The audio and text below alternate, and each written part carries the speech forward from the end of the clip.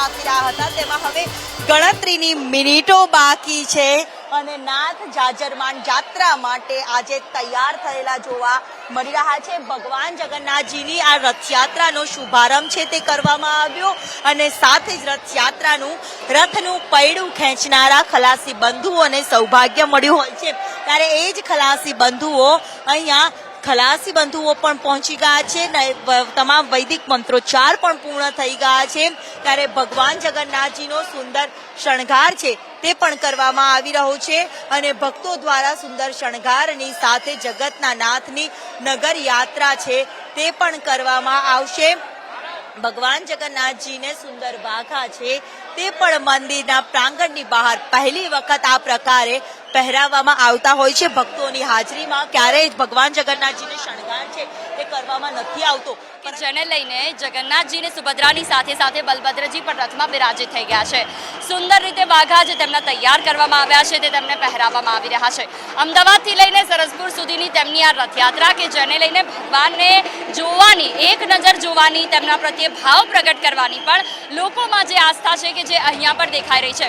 Camera પર્સનને કહીશ કે રથની આસપાસના દ્રશ્યો પણ આપને બતાવે કે જ્યાં કેવી રીતે લોકો દર્શન માટે પડાપડી કરી રહ્યા છે કેમ કે ખૂબ નસીબદાર હોય છે લોકો કે જેમને ભગવાનના દર્શન આટલી નજીકથી થતા હોય છે અને એટલા જ માટે સંદેશ ન્યૂઝ પણ જે લોકો જગન્નાથ મંદિર નથી આવી શકતા રથયાત્રામાં નથી આવી શકતા તેમને ઘરે બેઠા દર્શન કરાવી રહ્યા છે।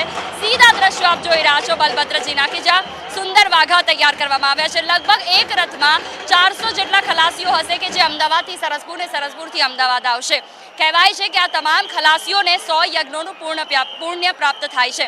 તેની સાથે સાથે જગન્નાથપુરીની જે રથયાત્રા છે કહેવાય છે કે 2 જેટલી જે કથાઓ છે કે જે પ્રચલિત છે। સ્કંદ પુરાણ અનુસાર એવું પણ કહેવાય છે કે ભગવાન જગન્નાથ અને બલભદ્રની સામે બહેન સુભદ્રાએ જીદ કરી હતી કે નગરચર્યાએ તેમને લઈ જાય અને ત્યારથી જ રથયાત્રાની શરૂઆત થઈ છે। જો કે જગન્નાથપુરીમાં ભગવાન તેમના માસીના ઘરે જાય છે ને અહીંયા મામાના ઘરે। કેમેરા પર્સન નિલેશ પટેલ સાથે જુહી પટેલ, અમદાવાદ।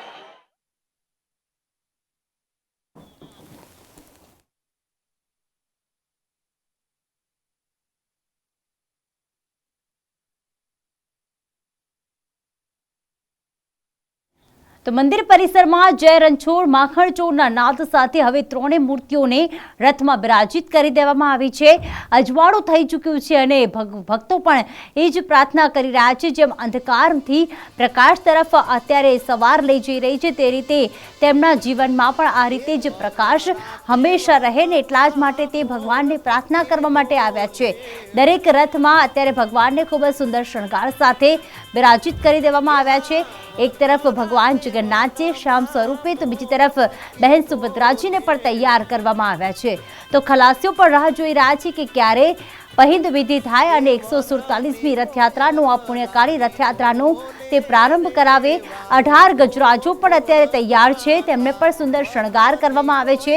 જ્યારે પૌરાણિક સમયમાં રથયાત્રા નીકળી હતી ત્યારે ભગવાન શ્રી ગણેશજીનું સ્મરણ કરીને અને રથયાત્રાનો પ્રારંભ કરવામાં આવ્યો છે કારણ કે કોઈ પણ શુભ કાર્યમાં આપણે ગણેશજીને યાદ કરતા હોઈએ છીએ અને ગણેશજી સમાન એવા જે કહેવાય કે ગણેશજી જે છે તેમનું પ્રત્યક્ષ રૂપ અત્યારે કળિયુગમાં આપણે ગુજરાતથી જોઈ રહ્યા છીએ અને પહેલાના સમયમાં જ્યારે અમદાવાદમાં જગન્નાથ મંદિરમાં રથયાત્રા નીકળતી હતી ત્યારે કોઈ આંકડો નિર્મિત નક્કી ન હતો। 15 થી 20 ગજરાજો તેમાં જોડાતા હતા પરંતુ છેલ્લા 100 વર્ષથી 18 ગજરાજો જે છે જેનો કુલ આંક 9 થાય છે અને શાસ્ત્રોમાં 9 અંકને ખૂબ જ શુભ માનવામાં આવે છે તેવા 18 ગજરાજો જે છે એ ભગવાન જે જગન્નાથજીની રથયાત્રા છે તેમનું પહેલા આગમન જે થતું હોય છે પહેલા ગજરાતનું આગમન થતું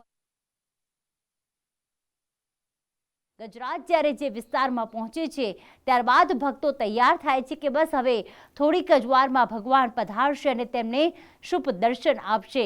હાલમાં સુંદર મજાના દ્રશ્યો સંદેશ ન્યૂઝના માધ્યમથી આપ કરી રહ્યા છો ભગવાન જગન્નાથજીના આ દર્શન કે જ્યાં તેમણે સુંદર મજાના વાઘા પહેર્યા છે અને ભગવાન પણ જાણે આતુર હોય પોતાના ભક્તોને જોવા માટે પોતાના ભક્તોના ખબર અંતર પૂછવા માટે તે રીતે તેમને સુંદર શણગાર કરી દેવામાં આવ્યું છે। ષોષ્ઠોપચાર પૂજન કરીને અને ભગવાનની આ દ્રષ્ટિને શુભ કરવામાં આવી એટલે કે ભગવાનના આંખના પાટા ખોલવામાં આવ્યા, મધ અને ઘીનું આંચણ કરવામાં આવ્યું અને 48 કલાક સુધી ભગવાનના આ પાટા જે છે રાખવામાં આવ્યા હતા। અને ત્યારબાદ જ્યારે ભગવાનના આંખના પાટા ખોલી દેવામાં આવ્યા છે ત્યારે ભક્તોને તેમની અમી દ્રષ્ટિ પ્રાપ્ત થાય અને તેમના જીવનમાં અમી દ્રષ્ટિથી સુખ સમૃદ્ધિ વ્યાપે તે માટે ભગવાન જગન્નાથજીની આંખો પણ ખૂબ જ સુંદર દેખાઈ રહી છે. તો સરસ મજાના લાલ રંગના વાઘા પણ તૈયાર કરવામાં આવ્યા છે, જે રજવાડી વાઘા છે. દર વર્ષે અલગ અલગ રજવાડી વાઘા તૈયાર કરવામાં આવે છે, ફર્ક માત્ર રંગનો રહેતો હોય છે. અને એમ પણ ભગવાન જગન્નાથજીએ પોતાના જીવનકાળ દરમિયાન જે અલગ અલગ રંગ ભક્તોને બતાવ્યા છે, તે રંગીન કપડાં જે છે તે વસ્ત્ર ધારણ કરીને અને એ જ સંકેત આપી રહ્યા છે ભક્તોને કે જીવનમાં અલગ અલગ રંગ હોવા ખૂબ જ જરૂરી છે. જેમ ભગવાને જન્મ લીધો, જીવન લીલા સંકેલી, કળિયુગમાં જગન્નાથ સ્વરૂપે 125 નામ કહેવાય છે. આમ તો કે ભગવાનના એવું કહેવાય છે કે કયા નામે કંકોત્રી લખું તને, ભગવાન તારા 1000 નામ છે, પણ શાસ્ત્રોના વર્ણન પ્રમાણે ભગવાન કૃષ્ણના 125 નામ છે. અને અંતિમ નામ જે કહેવામાં આવે છે 125મું, તે ભગવાન જગન્નાથજીનું આ નામ છે. અને ભક્તોને વચન આપ્યું હતું ભગવાને કે કળિયુગમાં હું તમને દર્શન આપીશ. અને એટલા જ માટે કળિયુગના ભગવાન જગન્નાથ, જેને આમ તો કૃષ્ણને પૂર્ણ પુરુષોત્તમ કહેવામાં આવે છે, પરંતુ આ અપૂર્ણ મૂર્તિ છે. અને અલગ અલગ કથાઓ પણ પૌરાણિક કથાઓ તેની સાથે જોડાયેલી છે કે જ્યારે ભગવાન વિશ્વકર્મા જે છે આ મૂર્તિનું નિર્માણ કરી રહ્યા હતા, ત્યારે રાજાને રાહ ન જોવાઈને રાજાને ક્યાંક વિશ્વકર્મા ભગવાનની એટલે કે સુથારની ચિંતા થઈ અને તેમણે દ્વાર ખોલી નાખ્યા હતા. તે માટે જ અપૂર્ણ મૂર્તિ છે. તો ઘણા શાસ્ત્રો એવું પણ કહે છે કે ભગવાન કળિયુગમાં એવો સંદેશો આપવા માંગતા હતા કે કોઈ પણ પૂર્ણ નથી હોતું, જે જેવું છે તેને તેવા જ સ્વરૂપે તેનો સ્વીકાર કરવો જોઈએ. દરેક વ્યક્તિની પ્રકૃતિ અલગ અલગ હોય છે, દરેક વ્યક્તિને પ્રિય વસ્તુ અલગ અલગ હોય છે, અને દરેક વ્યક્તિનો સ્વભાવ અલગ અલગ હોય છે.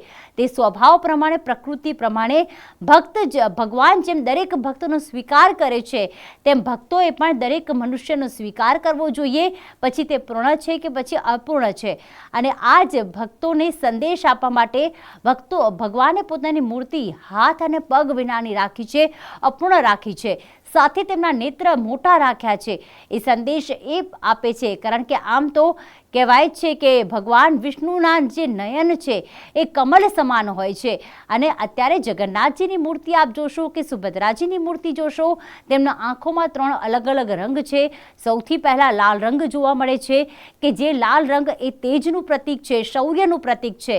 તેની વચ્ચે જોવા મળે છે સફેદ રંગ એટલે કે શ્વેત રંગ, જે શાંતિનું પ્રતીક છે. અને સાથે વચ્ચે આપને કાળો રંગ એટલે કે શ્યામ રંગ પણ જોવા મળશે, જે આપને એ સંદેશો આપે છે કે જે શૌર્ય અને શાંતિથી કામ ન થાય, તે જુસ્સાથી, સાહસથી કામ થઈ શકે છે. અને આ 3 રંગને જ્યારે એક સરખા એટલે કે મિક્સ કરવામાં આવે ત્યારે શ્યામ રંગ બને છે, મેઘવર્ણ રંગ બને છે. અને આ મેઘવર્ણ શ્યામ રંગ જે છે તે ધારણ કર્યો છે ઘનશ્યામે એટલે કે ભગવાન જગન્નાથજીએ.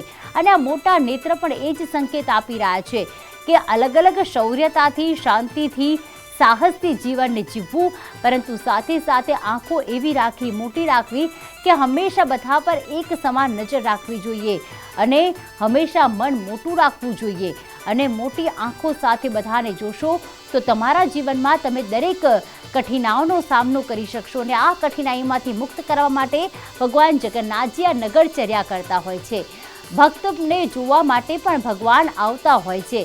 અને આ જ લીલા એ પરમ લીલા, સૌથી શ્રેષ્ઠ લીલા એવી છે કારણ કે કોઈ પણ ભગવાન, કોઈ પણ દેવીનું આપ સ્વરૂપ જોઈ લો કે કોઈ પણ શિવજીનું સ્વરૂપ જોઈ લો, બ્રહ્માજીનું સ્વરૂપ જોઈ લો, ક્યારે પણ તેઓ મંદિરની બહાર નથી નીકળતા.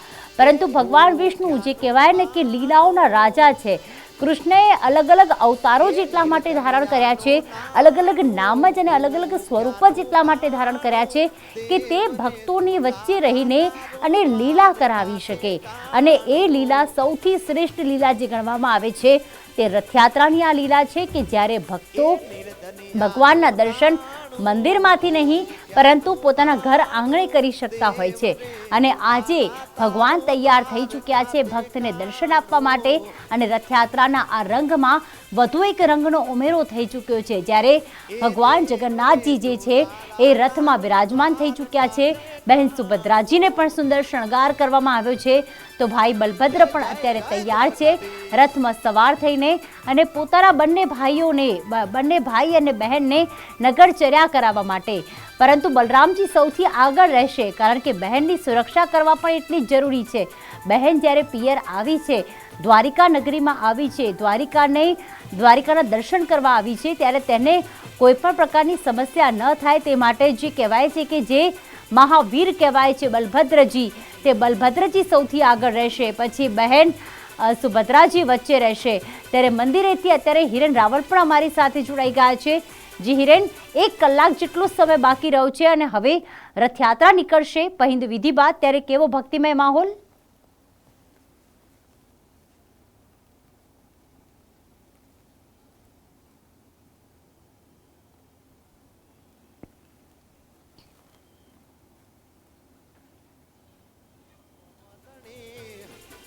મારો ઠાકર ધણી 47મી રથયાત્રા છે એ થોડાક જ સમયમાં શરૂ થશે. પહિંદ વિધિ કરવા માટે મુખ્યમંત્રી અહીંયા પહોંચશે તે પહેલાં અત્યારે હાલ સલામતીની દ્રષ્ટિએ છે એ તમામ બાબતો અહીંયા ચકાસવામાં આવી રહી છે. આ દ્રશ્યો દેખાય છે ભગવાન જગન્નાથ, બહેન સુભદ્રા અને ભાઈ બલભદ્ર, આ ત્રણેયનો જે રથ છે એ રથ અહીંયા ત્રણેય રથમાં સવાર થઈ ચૂક્યા છે. 7 વાગે મુખ્યમંત્રી ભૂપેન્દ્ર પટેલ અહીંયા પહોંચશે. સતત ત્રીજી વખત મુખ્યમંત્રી તરીકે તેઓ પહિંદ વિધિ અહીંયા કરવાના છે. ભક્તોનો જમાવડો છે એ પણ અત્યારે અહીંયા મંદિરની પરિસરની અંદર જોવા મળી રહ્યું છે. જય રણછોડ માખણ ચોરના નાદ સાથે અત્યારે ભક્તો છે તે અહીંયા પહોંચેલા છે. મુખ્યમંત્રી પહોંચે તે પહેલાં અત્યારે સુરક્ષાની દ્રષ્ટિએ તમામ બાબતો છે તે ધ્યાન રાખવામાં આવી રહી છે. નરસિંહભાઈ, 147મી રથયાત્રા થોડાક જ સમયમાં ભગવાન નગરચર્યા નીકળશે. આજ રોજ 147મી રથયાત્રા આજે સવારે 4 વાગે ભગવાન જગન્નાથ, બેન સુભદ્રા અને ભાઈ બલરામ આજે એની આરતી ઉતારી અને એને આજે આંખે પાટા બાંધ્યા હતા એ આજે ખોલવામાં આવ્યા. અને ત્યારબાદ તે ડ્રાયફ્રૂટ ખીચડો તે કરવામાં આવ્યું. પછી ભગવાનને પોતાના રથની અંદર વારાપતિ બેસાડવામાં આવ્યા. આમાં ટૂંક જ સમયમાં ગુજરાત રાજ્યના મુખ્યમંત્રી ભૂપેન્દ્ર પટેલ આવશે ત્યારે એને પ્રસ્થાન કરશે. ત્યારબાદ અહીંથી 7 વાગે જશે અને સરસ મોસાળમાં જશે અને મોસાળમાં બધી તૈયારી કરી નાખી છે. કોઈ જાતની તકલીફ ના પડે. આવનાર ભાઈ ભક્તોને 2 લાખ જેટલું અમે આશરે 2 લાખ લોકોને ભોજન મળે. 70 પોમાં બધું ચોખા કેજી, ઘૂની, ફૂલવરી, મોહનથાળ, પૂરી, શાક બધી રીતની તૈયારી કરી છે અને બહુ વ્યવસ્થિત રીતે અને 650 પરબો કરવામાં આવી છે. ચોક્કસથી સંપૂર્ણ વ્યવસ્થાઓ છે તે અહીંયા કરી દેવામાં આવી છે અને આ દ્રશ્યો અત્યારે દેખાય છે ભગવાન જગન્નાથજીનો રથ છે ત્યાં અત્યારે ભગવાન સવાર થઈ ચૂક્યા છે અને ભક્તોના દર્શન પછી 7 વાગે પહિંદ વિધિ કરવામાં આવશે. મુખ્યમંત્રી ભૂપેન્દ્ર પટેલ આ પહિંદ વિધિ છે તે અહીંયા કરવાના છે. ખલાસી ભાઈઓ છે એ પણ અહીંયા પહોંચી ચૂક્યા છે. મહત્ત્વનું છે કે આ રથયાત્રા છે એ પૂરી પછી સૌથી મોટી કોઈ રથયાત્રા બીજી નીકળતી હોય તો એ અમદાવાદની અંદર નીકળે છે અને આ અમદાવાદની રથયાત્રાની અંદર અત્યારે વ્યવસ્થા કરી દેવાઈ છે.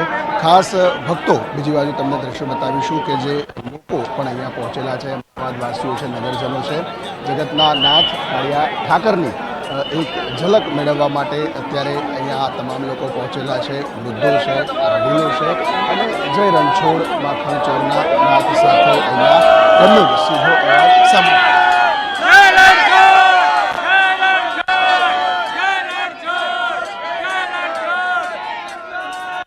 રણછોડના નાથ સાથે આ રથયાત્રાની થોડાક જ સમયમાં શરૂઆત થશે.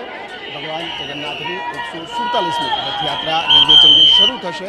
નિર્વિઘ્ને પૂર્ણ થાય એ પ્રકારની વ્યવસ્થા પણ ગોઠવવામાં આવી છે. લગભગ 23,000 કરતાં પણ વધુ પોલીસના જવાનો છે, અલગ અલગ સુરક્ષા એજન્સીઓ છે, એ પણ અત્યારે અહીંયા તૈનાત કરવામાં આવી છે.